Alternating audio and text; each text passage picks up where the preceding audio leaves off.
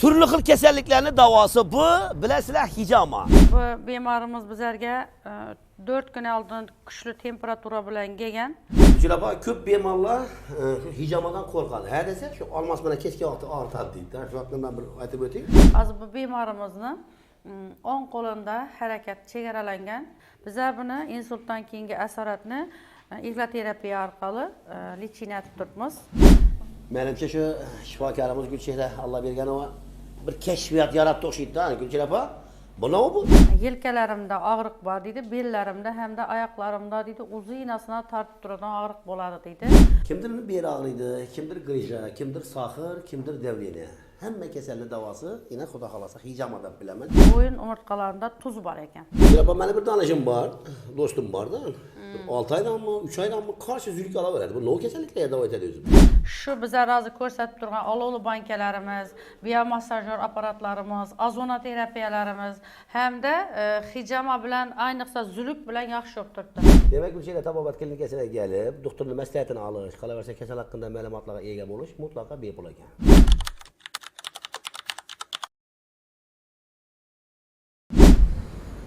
Yurtdoshlar, bilasizlar, hozir har kim har xil kasalliklar bilan kasallanib, dardina davo qarab, bormagan doktori qolmagan, bormagan sanatoriyasi qolmagan. Doktora borsa bir xalta dori yozib beradi, dorilarni olib bag'rini ishtab turib, endi antibiotik ko'payib, bilasizlar. Men turli kasalliklarning davosi hijama deb bildim. Chunki o'zim ham hijama olib ko'rdim. Hijama olgandan keyin odam o'zini yengil his qiladi ekan. Ne uchun desa, odamning organizmida qon aylanishi yaxshilash natijasida odam o'zini yengil his qiladi ekan, kasallardan davo topadi ekan. Bugungi video obzorimiz ayni Urganch shahrining Qoq markazida joylashgan Gulchehra tabobat klinikasidan bo'ladi. Xudo xolasa bu yerdagi shifokorimiz, qo'l yengil tabibamiz Gulchehra Alloh berganova yurtdoshlarimizni hijama qo'yish, zuluk qo'yish yo'li bilan dardlarga darmon bo'lib o'tiribdilar. Manzilni aniq etib tushuntiraman. Manzil Urganch shahrining Qoq markazida joylashgan. Yana bu O'zerni perikroskasi. Bu yon tarafdan kelsangizda gipermarket, o'tib ketsangizda O'zer o'tib ketasizlar. Argandan Mashalli ko'piridan tushib kelasizlar. Yana shu O'zer, Mashal, qolaversa gipermarketning charraqasi. Charraqadan bozor tarafiga qarab yursangizlar, ava, yana chap taraflaringizda belodi qilib yozib qo'yibdi. Zuluk, hijama, ozona terapiya, Gulchehra klinikasi. Xudo xolasa, bugungi video obzorimiz sizlarga manfaatli bo'ladi deb o'ylayman. Bugungi video obzorimiz Gulchehra tabobat klinikasidan bo'ladi. Xudo xolasa videoni oxirigacha ko'rsangizlar, kim nechta kasal bilan og'ringan bo'lsa, bemalol o'zina kerak joyini ko'rib, pastdagi telefon raqamlarga qo'ng'iroq qilib, ikkilanmasdan, o'ylanmasdan bemalol shu Gulchehra tabobat klinikasiga kelaverasizlar. Eldin aytib qo'ying, bu zarar tarafi yo'q. Bu g'ani homilador ayollarga gina mumkin emas ekan. Boshqa hammaga mumkin. Payg'ambarimiz Muhammad Mustafa sallallohu alayhi vasallam ham o'zlarini har 6 oydan hijama qildirib turadi ekanlar. Bo'lmasam 1000 marta eshitgandan bir marta girib ko'rgan afzal edi. Ketdik.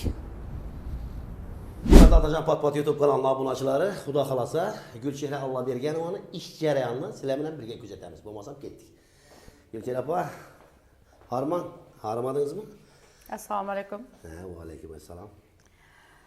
Bizlardan Gulchehra tabobat klinikamizda ish jarayonimizni ko'rsatib o'tamiz. Bu navbatdagi bemorimiz insultdan keyingi asoratini igla stimulyator orqali davolab turibmiz. Bu apparat haqida kichkina ma'lumot berib o'ting. Igla stimulyator apparatimiz igloterapiyaga qo'shimcha reflekslarni uyg'otish uchun o'zidan impuls ajratib bergan insofini qon tomirlarda, nervlarda qon aylanishini yaxshilab, nervlarni tiklab beradi. Hozir bu bemorimizni o'ng qo'lida harakat chegaralangan. Bizlar buni insultdan keyingi asoratni igloterapiya orqali lechiniya turibmiz. Effektlari yaxshi. Oldin hijama qildik, zuluk qo'ydik. Shundan keyin qonni yo'ltirib bo'lgandan keyin stimulyator orqali nervlarga impuls berib, qayta nervlarni tiklash jarayoni ketib turibdi. Hozir bu hijamadan keyingi holati shunday bo'lib qoladimi? Yo'qoladimi bular? Yo'qoladi bu. Bu zulukning o'rni. Bu zulukning o'rni bunday bo'lib turishiga sabab, mana geparin olib yurgan odamlar hammasi biladi. Geparindan keyin ham xuddi shuning kojada ko'garish bo'ladi. Chunki bu joyda hozir geparin duribdi. Zulukdan keyingi geparin sekin-sekin 10 kun davomida so'rilib, qonni suyultirib beradi, uxuni yaxshilab beradi, eng asosiysi qonni tozalab beradi. Qonni har qanday infeksiyalardan yo'qotib beradi. Bu bemorimiz qaysi kasal bilan og'rigan deb aytdingiz? Bu bemorimiz insultdan keyingi holat. Bemorimizda xalq tili bilan aytganda kallasidan qon quyilibdi deydi-ku, gemoragический insult o'tkazgan. Insultdan ham ikki xili bo'ladi. Bu og'amdagi shu gemoragический insult bo'lgan, lekin holati zo'r. O'zini yaxshi qaragan, o'zining ustida ishlab turibdi, hamma vaqt diyetalarda o'zini ish degan dorini vaqtida ichadi. Shuning uchun ham og'amda o'zgarish tez bo'layotir. Yaxshimisiz saqaga? Zo'r. Ha, ilohim, saqayib ketgansiz. Bu apparat yana boshqa qaysi kasalliklarda qo'llaniladi? Bu apparat hamma nervlarni qayta tiklash uchun, asabni tinchlantirish uchun, uyquni yaxshilash uchun, quloqlardagi shovqinlarni ketkizish uchun, keyin qo'llardagi qaltiroq, ko'p odamlarning qo'llari qaltirab, perpatkalarni yo'qotish uchun, nervlarda sezuvchanlikni oshirish uchun hamma kasalliklarga tabiiy usulda qo'llanilaveradi. Bu hech qanday nojo'ya ta'siri yo'q. Hurmatli obunachilar, kuzatib turibsizlar. Xudo xolasa yana bu apparat haqida ma'lumotga ega bo'ldingizlar. Endi shu kasal bilan og'ringan qarindoshingiz bormi yoki eng yaqin insonlaringiz bormi? Bemalol shu pastdagi telefon raqamlarga bog'lanib, shaxsan Gulchehra ham o'zidan konsultatsiyalarni olib, ikkilanmasdan Gulchehra tabobat klinikasiga kelaverasizlar. Keyin yana og'amning qo'lida yana o'zi mustaqil qo'lini ko'tarib tushirib bilmaydi. Ko'rib turganlaringizdek, yana apparatimizda impuls ketib turibdi yana. To'q уже bir-birine stimulyatorga. Bu inalar qiymildashina sabab o'sha stimulyator apparatimiz o'zidan impulsni yuboradi, nervlar bir-birine signal yuboradi. Shundatib qo'lda harakatni diklab beradi. Demak, oyoq falaj bo'lib qolsam, tuzatsa bo'ladi. Ava. Ilohim, hammaga sog'lik tilaymiz. Navbatdagi kasalimiz haqida ma'lumot berib o'ting. Kimdir bel og'riydi, kimdir grija, kimdir sohir, kimdir davleniya. Hamma kasalning davosi yana xudo xolasa hijama deb bilaman, chunki odam qon aylanishi yaxshilashgandan keyin menimcha o'zini yengil his qiladi, to'g'ri emasmi? To'g'ri. Bo'lmasa bu kasalimiz haqida ma'lumot berib o'ting. Bu yigitimiz bizlarga hozir shikoyat qilib keldi. Asabiyman deydi. Yelkalarimda og'riq bor deydi, bellarimda hamda oyoqlarimda deydi, uzinasini tortib turadigan og'riq bo'ladi deydi. Ko'proq bu asabiylikdan, uyqusizlikdan shikoyat qilib keldi. Buni diagnostika qilganimizda biza bo'yin umurtqasida osteoxondroz, endi xalq tili bilan aytganda bo'yin umurtqalarida tuz bor ekan. Hozir biza bu bemorimizni yelka sohasi, bo'yin sohasini, yelka sohasini, bel sohalarini olovli bankalarimizda, bambuk bankalarimizda qo'ydik. Maqsad shu joyda kojani mahalliy qizartirib olish, qon aylanishini yaxshilab olish hamda mayda nervlardagi shamollashlarni yaxshilab olish. Shundan keyingi muolajalari hijama bilan zuruk bo'ladi. Bulayda olovli banka bu, to'g'rimi? Bular olovli banka, olovli bambukli banka. Bambukli banka. Bu ikkisining farqi nima? Bu ikkisining farqi bir-biridan deyarli uncha farq qilmaydi. Ikkisining ham vazifasi mayda nervlardagi shamollashlarni yo'qotib beradi, qon aylanishini yaxshilab beradi, og'riqlarni keltirib beradi. Asosiysi tanadagi chiyishlarni, otyoqlarni yo'qotib beradi. Bu bolamizda bu bambukli bankani qo'yishimizdan maqsad osteoxondrozni bartaraf qilish, duzni yo'qotish. Bellarini nega qo'yib qo'ysiz buni? Bel sohasına qo'yganimizdan maqsadimiz esa bellarida kuchli og'riq bor ekan, qon aylanishini yaxshilash uchun, oyoqlarida uzun ketgan o'tirg'izib turg'uvchi nervlarida shamollashi bor, qon uyushib qolgan, oyoqlarida uyushish bor, ko'p yursa oyoqlarida xorg'inchilik holati kuzatilib turibdi. Bundan keyingi bu olovli banka. Olovli banka. Bo'lmasam, ishchilarni kuzatishda davom qiling, birdan like bosib, shu kasalliklardan aziyat chekib o'tirgan yurtdoshlarimizga shu videoni sho'rlarni yuborib qo'ysangizlar, nur ustini aylantirib oladi. Eng batafsil ma'lumotlar uchun pastda telefon raqamlar bor. Bemalol ikkilanmasdan telefonlanib, o'zingizga kerak bo'lgan ma'lumotlarni shu Gulchehra Alloh bergan, ya'ni qo'li yengil tabibamiz, qo'li yengil shifokorimizdan olaverasizlar. Marhamat.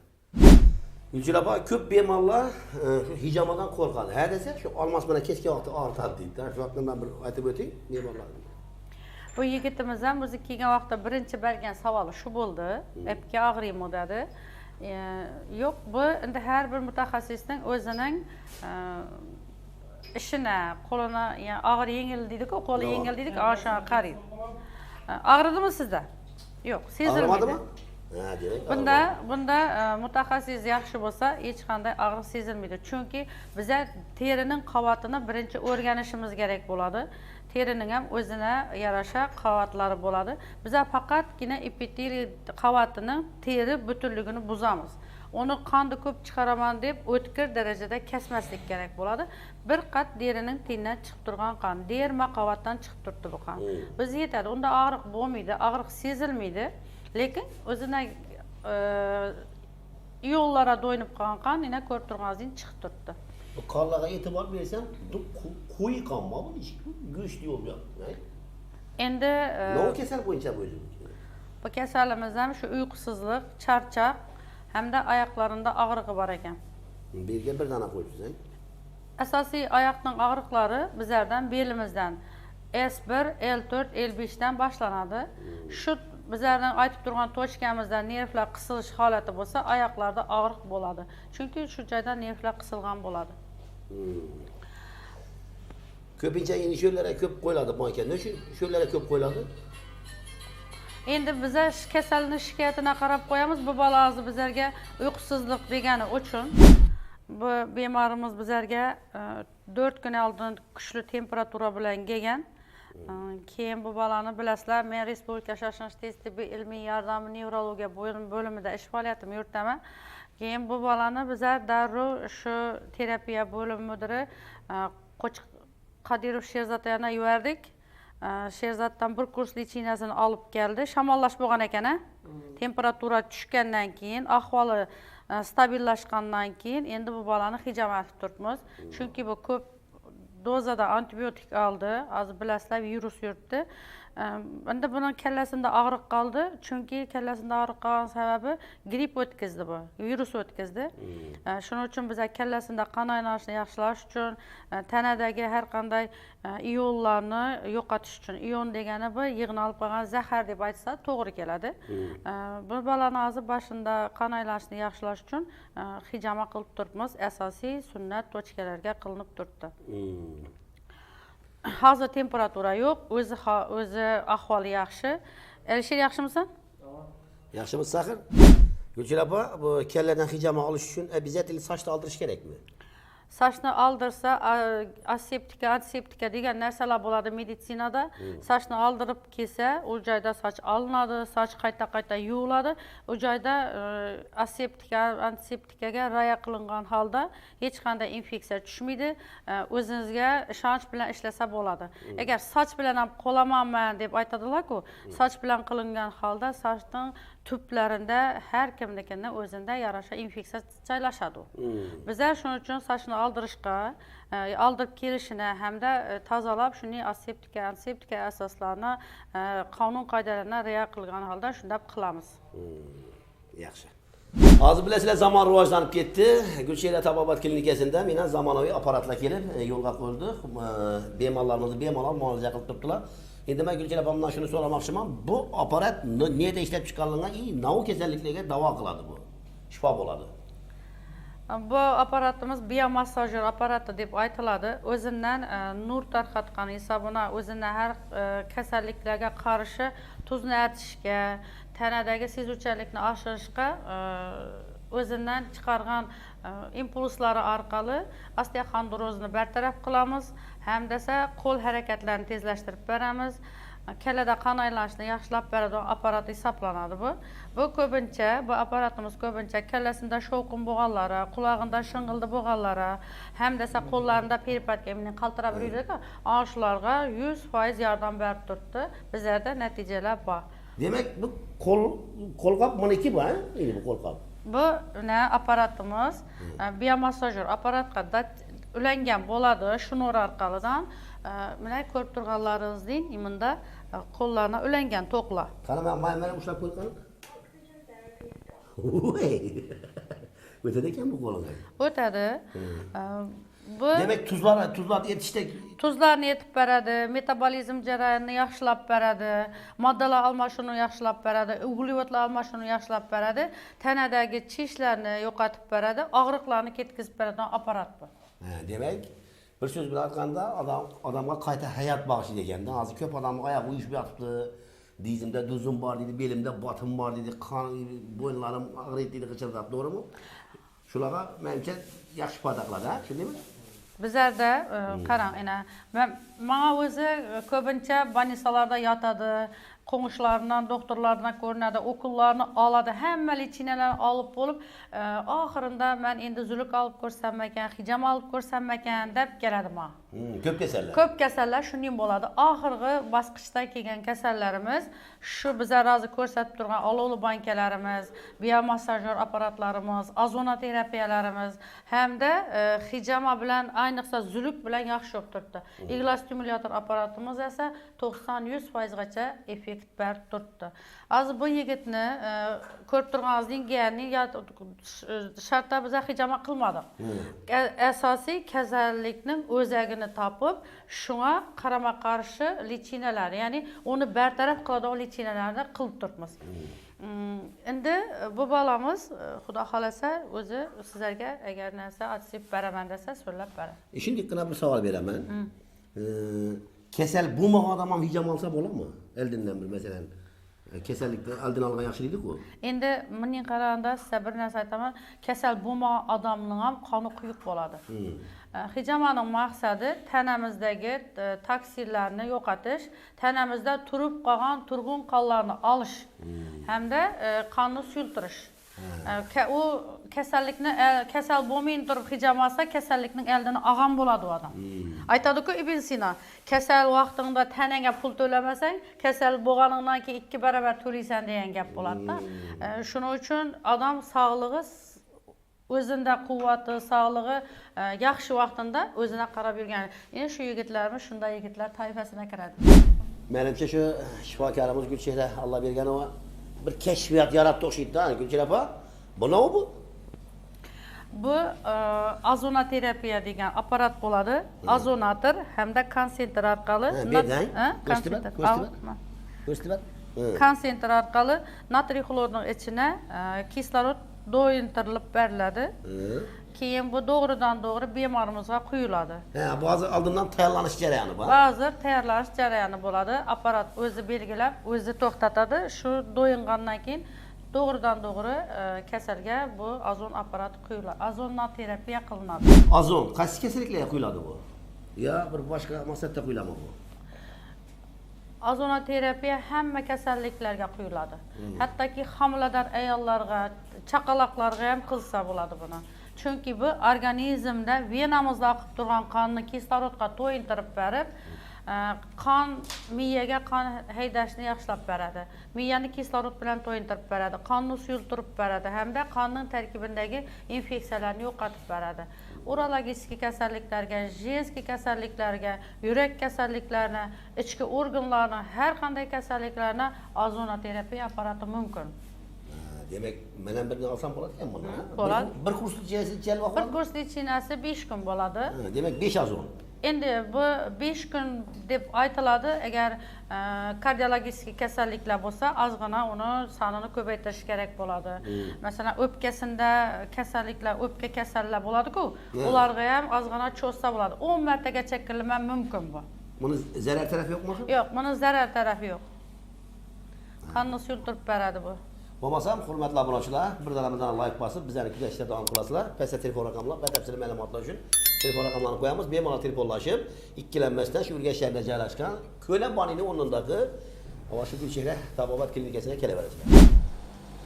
Bugungi kunda ustozlari, ya'ni onajonlari Gulchehra Alloh berganovadan shu tabobatchilik yo'lini, qolaversa shu shifokorlik yo'lini mukammal o'rganib keltirgan ukamiz Sardarbek Alloh berganova Gulchehra tabobat klinikasida bemorlarimizni shunday fizioterapiya muolajalari bo'lsin, qolaversa hijama usullari bilan davolashni mukammal o'rganib qo'yadilar. Nafaqat o'rganib turibdilar, balki hozir Toshkentda o'qib tursang. Qana endi bu apparat haqida ma'lumot berib o'tsangizmi? Shu apparat nima apparat? Nima qilib turibsiz kasalga? Nima kasalliklar bo'yicha? Hop, G5 apparati qon yurishini yaxshilab beradi. Hijamadan oldin aytiladi, sababi qon yaxshi chiqishi uchun. Qonni yaxshi yurdirishimiz uchun bizlar bu vibra apparatimiz yaxshi yordam beradi. Ayniqsa to'lachi odamlarda hijamada qon chiqishi qiyin bo'ladi. Ularda qon aylanmaydi. Terakda qolib ketadi-da u. Ava, shu narsa esa bizlara shuni artib berishda, tezroq yuzaga chiqarib, epidermal chiqarib berishda yaxshi yordam beradi. Demak, menimcha hijamadan burun bu ko'p tayyorgarlik ko'riladi bu, ha? Shunday. Ava, o'zini o'zi bo'lib qolmaydi hamma narsa. Derini tayyorlash kerak bo'ladi avvalambor. Bu bo'g'ini tayyorlashga ishlatiladimi yo boshqa funksiyalar ham bormi? Yo'q, maslahalari bor, spesial osteoxondrozni yumshatishda yaxshi yordam beradi. Derini nervlar shamollashida yaxshi yordam beradi maslasi bilan. Bu apparatning adi nima deydi? G5 deymi? G5 apparati. G5 ha? G5 apparat ekan. Yaxshi apparat o'xshaydi, ha? Nediki bu? Germanskiy apparat bo'ladi. Yaxshimisiz do'stim? Ha, yaxshi. Bo'lmasam, Xudo xolasa, bizlarni kuzatishda davom qilinglar. Ma'lumotlarni berib boramiz. Shunaqa meni bir tanishim bor, do'stim borda. 6 oydanmi, 3 oydanmi qarshi zuluk olaveradi. Bu nima kasalliklarga davo etadi o'zi bu? Davo bo'ladi bu. Zuluk qadimdan hamma kasalliklarni davolab kelgan yagona mo'jizakor jonzot hisoblanadi bu. Yana bir savol tug'iladi. Zuluk olgandan keyin 2-3 kunlab qon chiqib yuradi deydi. Do'stim aytadi shu o'rnidan. Nima uchun unday bo'ladi ekan u? Shuni tushuntirib o'ting. Endi zulukning 270 dona deyishi bo'ladi. Har bir nishini 1,5 milli ko'jaga kirgizadi bu. Keyin shu joyda o'zining oshqozonidagi fermentlarni organizmga quyadi. Quyib oshqozoni bo'shagandan keyin esa, ya'ni xalq tilida aytganda geraksiz qonlar deydi-ku, shu to'siqlarga uchrab, yo'llarga uchrab, do'ynib ketgan harakatsiz qonlarni tatib oladi bu. Shu 1,5 milli deyishini bizlardan yog' qatlamimizgacha kirgizib bilgani uchun zuluklarni tishlarning o'rni 2 kunda, 3 kunda bitadi. Bitib chiqqancha qon chiqib turadi ekan-da, demak. Bir sotka o'zi chiqib turishi bu standartda bor, qo'rqinchli emas. O'zi odatiy holat zulukdan keyin. Endi bu yerda zuluklar o'zi necha marta ishlatiladi bu? Bir marta ishlatiladimi yo ochib berish qo'yilaveradimi yana bir odamga? Yo'q, ey Bahram. Hozir qaysi zamonda yashab turibsiz? Zuluklarimiz bir martalik bo'ladi. Ishlatilgan zuluk har bir bemorning oldinda o'ldirib tashlanadi. Maxsus suvlarga solib o'ldirib tashlanadi. Demak, boshqacha suvga solsa o'lib qoladi o'zini o'zi. Ha, o'zini utilizatsiya qilish yo'l yo'riqlari bor-da, buni ham. Shunda o'ldirib tashlanadi bu. Ko'pchiliklarga esa bizlar aytamiz, taklif etamiz, zuluklarni o'zlari aytadi, men qayta ishlasam bo'ladimi? Yo'q, biz aytamiz, kerakmaydi. O'zi bir martalik. O zulukni so'lagindagi geparin bizlar uchun shifodan. Shuning uchun bir marta ishlatilgandan keyin ikkinchi martaga yaramaydi. Zuluklarimiz ko'rib turibsizlar, turistskiy zuluk bo'ladi, harakatchan, energiyalari kuchli, o'zi toza, hamdasa, yana ko'rib toza zulukdan ham olib qo'shdi, yana birini olib qo'shdi. Bularni da olib tashlasangiz ham bo'lmaydi, asta-sekin chiqadi o'zlari. Qaysi kasallik ko'proq zuluk olgani ma'qul? Hamma kasalliklarga zuluk mumkin, faqatgina leykoz kasalliklarga, limfostoz kasalliklarga, homilador ayollarga, keyinda rak kletchatkalarga, podozreniya bor kasalliklarga zuluk mumkin emas. Boshqa hamma odam olsa bo'ladi. Boshqa hammaga bu asosan qon suyultirish uchun, og'riqlarni ketkazish uchun tanadagi har qanday to'siqlarga uchrab turgan qonlarni, yo'llara do'ynib ketgan, qadimgi til bilan aytganda harom qonni oladidan bu. Bo'lmasam, hurmatli Otajon Podpod YouTube kanali obunachilari, endi bundan keyin Xudo xolasa bizlarni muntazam ravishda shu YouTube kanalimizda Gulchehra tabobat klinikasi haqida ma'lumotlarni berib boramiz, yangiliklarni berib boramiz. Xudo xolasa yaqinda yana Gulchehra ham toza bir klinikalar boshlab qo'yibdi, yangi binoda ish boshlaysiz. Xudo xolasa ko'rsatib boramiz. Bizlarni kuzatishda davom qilinglar. Batafsil ma'lumotlar uchun yana pastda telefon raqamlarini qo'yamiz. Bemalol telefonlashib, shaxsan Gulchehra ham o'zidan konsultatsiyalarni olib, kelanmasdan shu ko'na bolaning o'rnidagi Gulchehra tabobat klinikasiga kelaverasizlar. Hijamon zuluk bilan davolangan klinikaga kelaverasizlar. Manzil boshida tushuntirib o'tdim, yana aytib o'taman. O'zerni perikroskasi, Mashal, O'zer gipermarket perikroskasidan bozor tarafga yurganingizda, yana chap qo'lingizda balodin qilib Gulchehra tabobat klinikasi deb yozib turibdi. qizil bilan. Qizil bilan. Endi manzilda yarashmoqlar. Bu aparatingiz nima vazifani bajaradi? Bizning bu apparatimiz har bir kelgan bemorni birinchi diagnostika qilib, keyin kerakli bo'lgan muolajalarga bizlarga yo'riqnoma ko'rsatib beradi. Shu apparat, ha? Adi nomi? Bu apparatimiz Rofes apparati deb aytiladi, mutlaqo tekin bo'ladi. Ha, bundan bemorlarimiz uchun diagnostika, tashxislash bu bepul, to'g'rimi? Bir so'm pul olinmaydi. Yo'q. Demak, Gulchehra tabobat klinikasiga kelib, doktorning maslahatini olish, qolaversa kasal haqida ma'lumotlarga ega bo'lish mutlaqo bepul ekan. Kelaverasizlar, biz shu yerda xizmatdamiz. Xo'p.